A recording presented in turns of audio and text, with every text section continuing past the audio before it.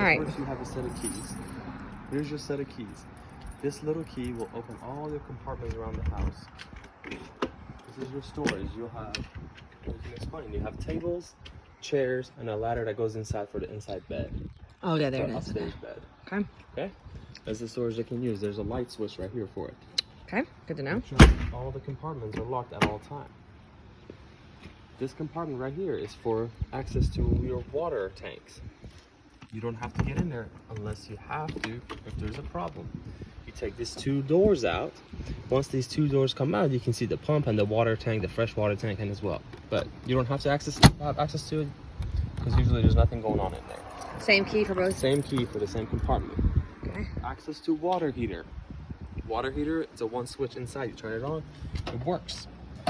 All you do, you turn this knob, you basically pull it a little bit out, and the door comes off. But again, in case of an emergency, or in case that something needs to be fixed or started, this is where you access the water heater. This panel goes to the back of the water heater where all the plumbing is. No need to go through it. Back of the fridge, if anything happens with the fridge, this is where you need to access it, the back of the fridge. This is the back of the furnace for the house. Again, these bolts have to come out for the panels to come out, and you can see the back of the furnace. This door right here, basically by a simple switch of turn of a knob, you can get access to your gas outlet for your propane that goes to your grill. Okay. The stairs. Again, same key will open. This is where all your grill and outdoor stuffs are. Here's a grill, 110 outlet, antenna if needed, which I don't think it works, but here's the grill. The line goes out enough to go at least probably 6 feet out, away from the car. Utensils and fire extinguisher in case of an emergency.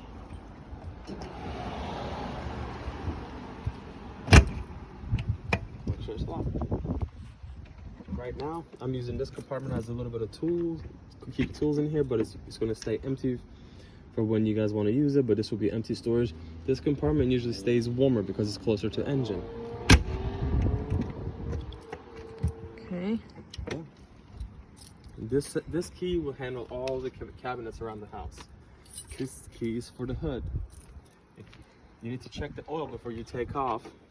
And before you return, check the hood, check the oil before you get in there. So basically, you just unlock each side.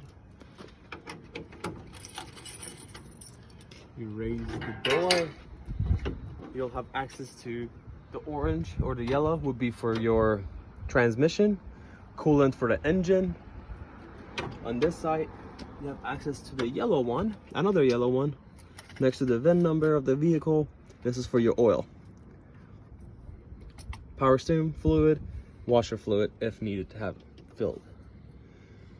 Honestly, you should not have any reason to get in here. Everything should be good to go. The vehicle will be serviced before you guys take it.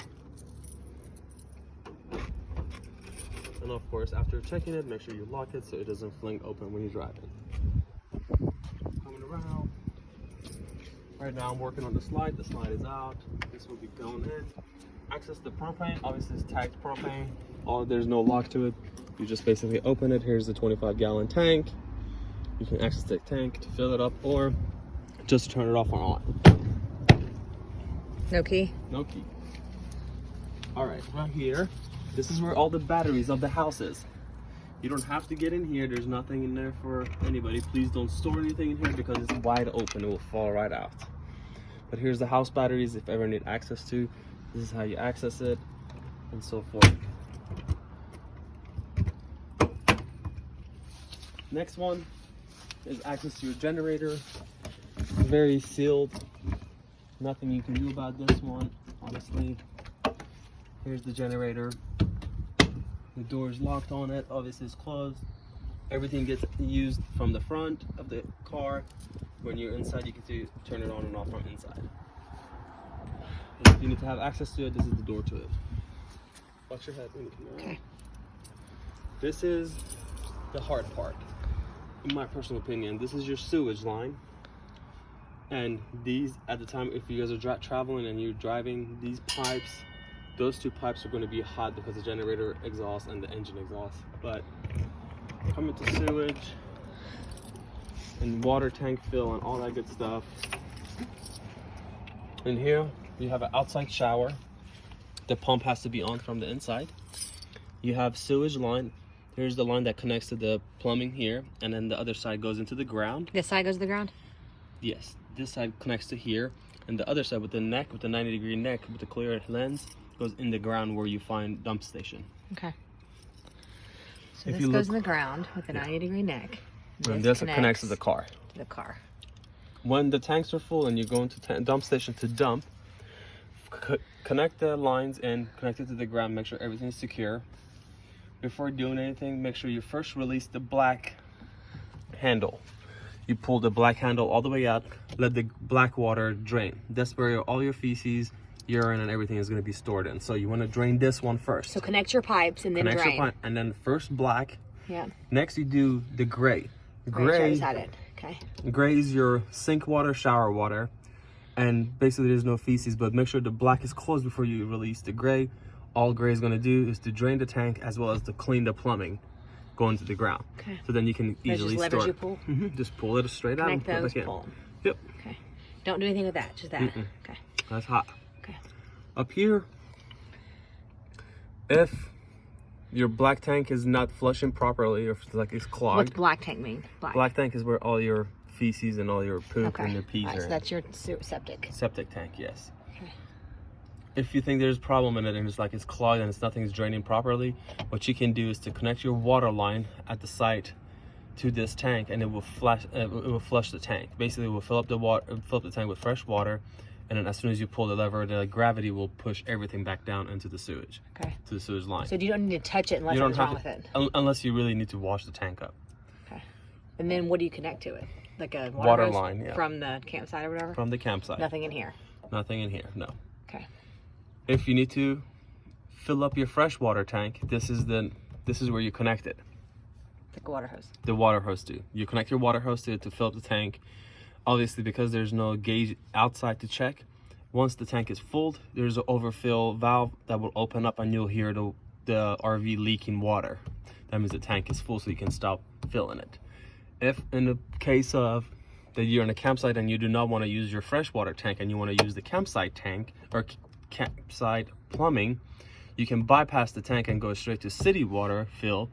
And what happens in here is that once you put water pressure gets behind this line, it will bypass the tank and you can use city water directly to the plumbing of the RV. I have furnished a regulator for this so you don't blow the lines, because as you can see, all these lines are just flimsy. They're 50 to 80 psi, I think, capacity, so you don't want to put too much pressure behind them. So what's the difference between fresh and city water? It's like your choice? Yeah, city water is where you can bypass and not use your freshwater tank, and it will bypass the freshwater tank and will use the city water inside your water line. You'll have a consistency of water and you will not be using the pump, versus you're going to be using the water pump and the tank water that's on board. Okay. That's all in here. Okay.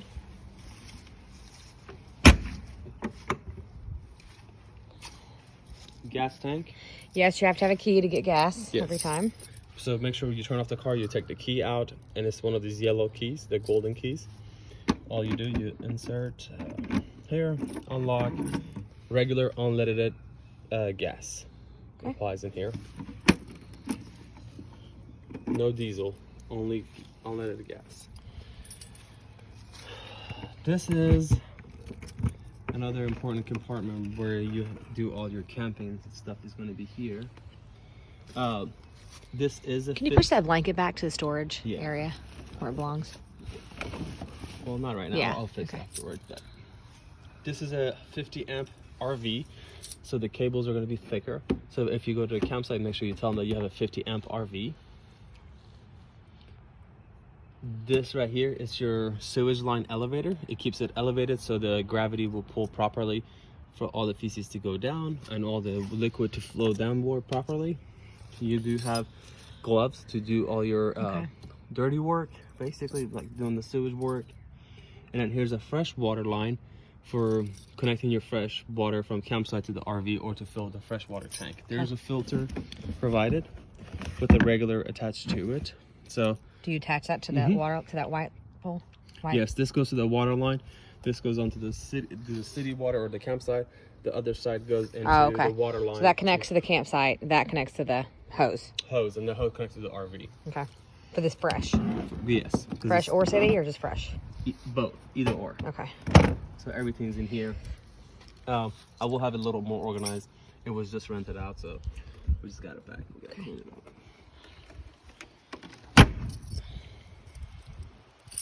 That being said, I'll lock this up.